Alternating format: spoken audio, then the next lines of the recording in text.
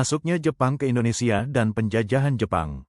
Latar belakang masuknya Jepang. Jepang terlibat dalam Perang Dunia II melawan Sekutu. Setelah menyerang Pearl Harbor, 1941, Jepang menguasai Asia Tenggara. Indonesia diduduki Jepang setelah Belanda menyerah pada tanggal 8 Maret tahun 1942 di Kalijati. Tujuan Jepang, menguasai sumber daya alam dan tenaga kerja Indonesia. Awal pendudukan Jepang di Indonesia.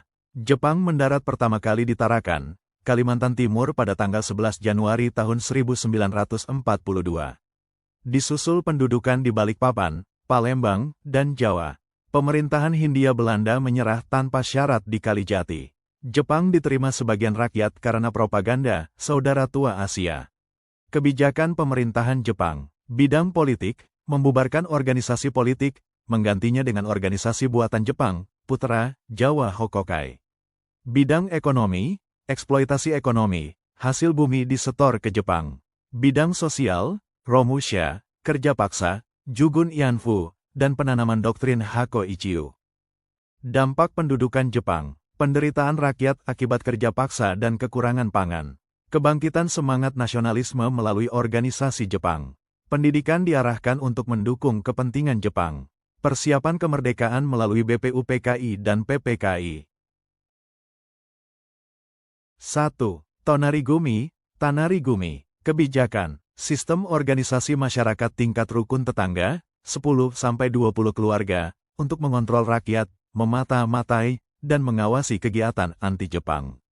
Korban, tidak menimbulkan korban jiwa secara langsung, tetapi menyebabkan tekanan psikologis dan penindasan sosial karena rakyat saling mengawasi dan melapor. Korban jiwa langsung, hampir tidak ada, tetapi banyak rakyat hidup dalam ketakutan dan kekangan.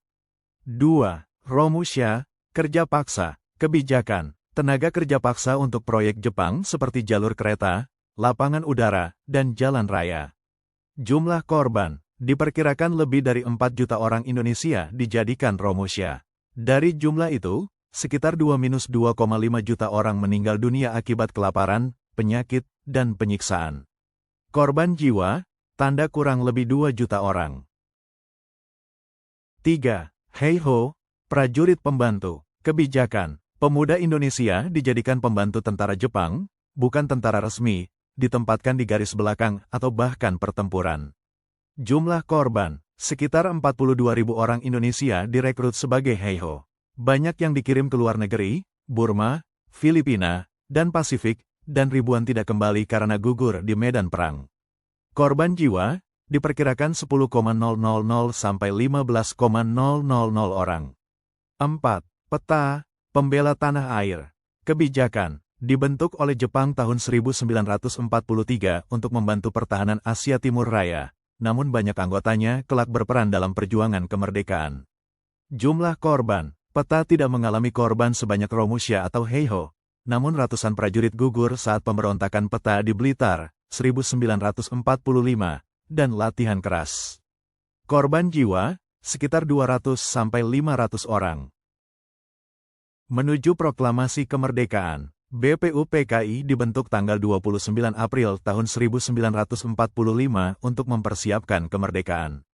Jepang menyerah pada Sekutu, tanggal 15 Agustus tahun 1945, setelah Hiroshima dan Nagasaki dibom atom.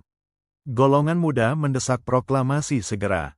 Tanggal 17 Agustus tahun 1945, proklamasi kemerdekaan Indonesia dibacakan oleh Ir. Soekarno. Kesimpulan, Jepang masuk ke Indonesia tahun 1942 setelah Belanda menyerah. Pendudukan Jepang membawa penderitaan besar, namun menumbuhkan semangat kemerdekaan.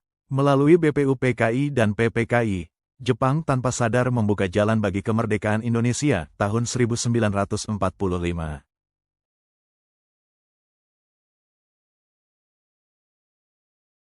Terima kasih.